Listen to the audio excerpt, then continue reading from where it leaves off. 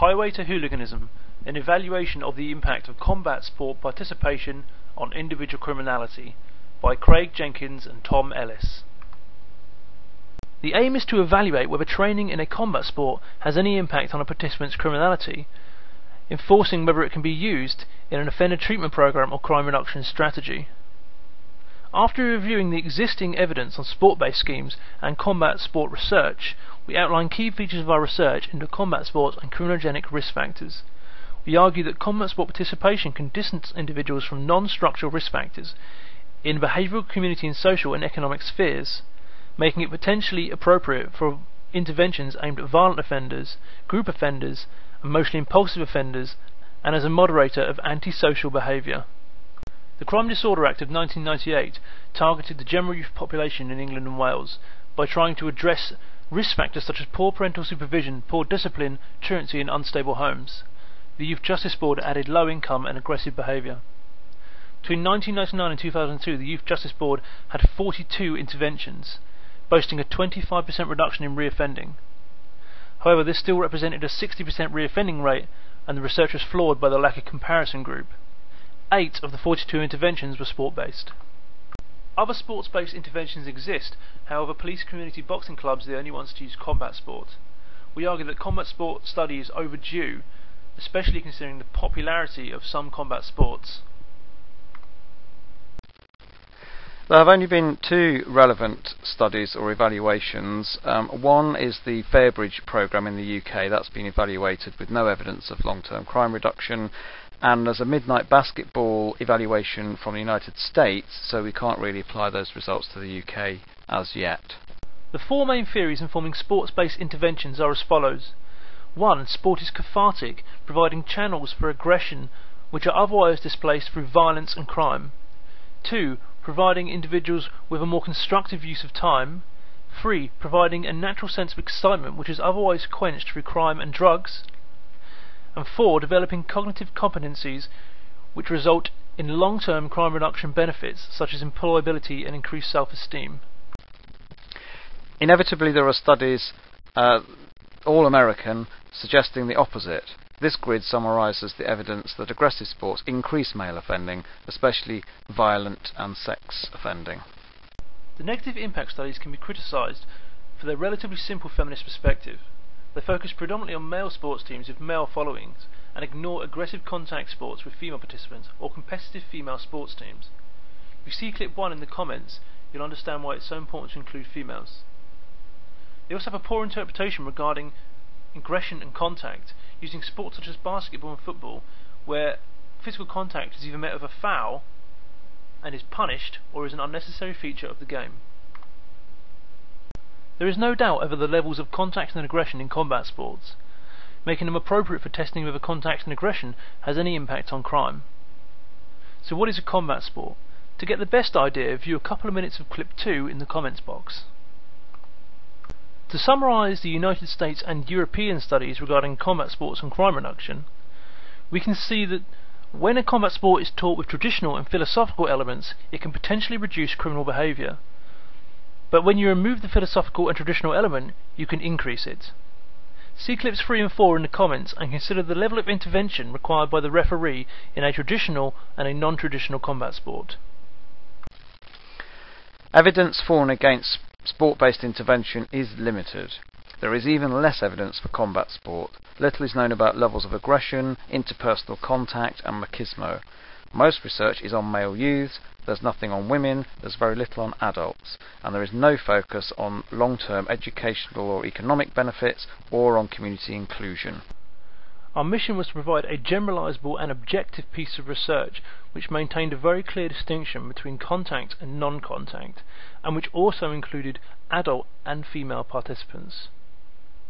The data was collected from 2 combat sport clubs using a semi-structured questionnaire which utilised a 7-point Likert scale combined with open-ended qualifying questions.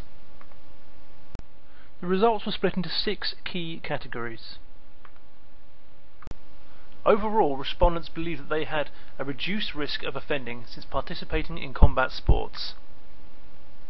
Since participating in combat sports, our sample felt more included in the community and had an improved relationship with family and friends, 80% of the sample believed these friends to be a positive influence on their behaviour. Combat sports formed a very proud and important part of our participants' identities. Since participating, they'd also experienced improved self-esteem because they had increased confidence. Participants believed that combat sports helped them deal better with stress, made them less likely to commit violent assault or use controlled substances, had allowed them to control their levels of violence and aggression towards others, and had increased their confidence in their ability to deal with conflict. The majority of participants believed that combat sports had improved their work-leisure relationship because they were more relaxed and had healthier lifestyles. They also believed they weren't distracted from important economic and educational functions, and believed that combat sports helped them do better at work. Gender had no impact on responses. Combat sports' impact increased with weekly participation, and that impact was better for those that had more combat sport experience. Evidence of non-deviant social networks and self-esteem has informed community and sport-based interventions using group activities to develop pro-social relationships. Our findings suggest that combat sports increases self-esteem and strengthens relationships with family and friends while providing non-deviant peers. The literature suggests that the supportive atmosphere with non-deviant role models accounts for the increase in self-esteem, making individuals no longer feel the need to engage in image-boosting antisocial behaviours. This represents a reduced exposure to community-based and sense of self risk factors, making combat sports appropriate for interventions aimed at group offenders, individuals lacking family support, and antisocial behaviour. Our research supports studies which show that combat sport participation can moderate criminal behaviour by reducing aggression, stress, assault and drug abuse, and helping individuals control emotions. Furthermore, sports-based programs can replace excitement gained by committing crime or using drugs. If you increase the risk and danger in the sport, such as introducing the risk and danger of combat sports, you increase the excitement and better match the excitement gained from committing crime.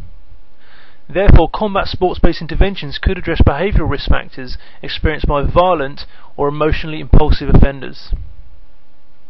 Our research suggests that combat sports can counter commonly experienced risk factors by improving educational and economic performance and work-leisure relationship. It's also possible that behavioural improvements have been positively affecting economic risk factors. For example, our sample's educational and economic improvements were due to increased relaxation and stress relief. These behavioural improvements represent a process of cognitive development which leads to employment and is cited as a main benefit of using a sports-based program. Therefore, combat sports within training, education and employment schemes could have long-term crime reduction benefits. However, the way in which work-leisure relationships and work performance materialise into opportunities, income and qualifications is unaddressed. The combat sport clubs were consistent with a constructive use of leisure time regarding the structure and hierarchy of the activities. This made the participants less likely to drop out of education and offend. However, the majority of the sample were out of education, therefore more research is needed to fully understand the crime reduction benefits of combat sports through educational performance. This sample's reduced exposure to economic and educational risk factors was attributed more to behavioural risk factors and the structure of the activity. This innovative study has addressed a gap in knowledge and perhaps the assumptions about combat sport participation in crime. It shows that combat sports can act as a protective factor against individual behavioural, community and economic risks, making it appropriate to be utilised in crime reduction strategies which aim at addressing these risks.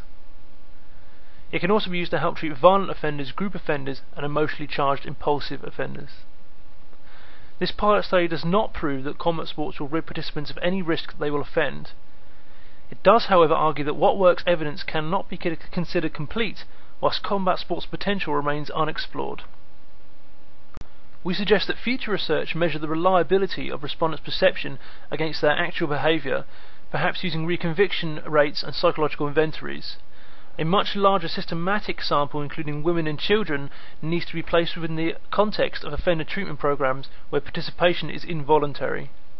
There is also a need for a control or comparison group of non-combat sport participants.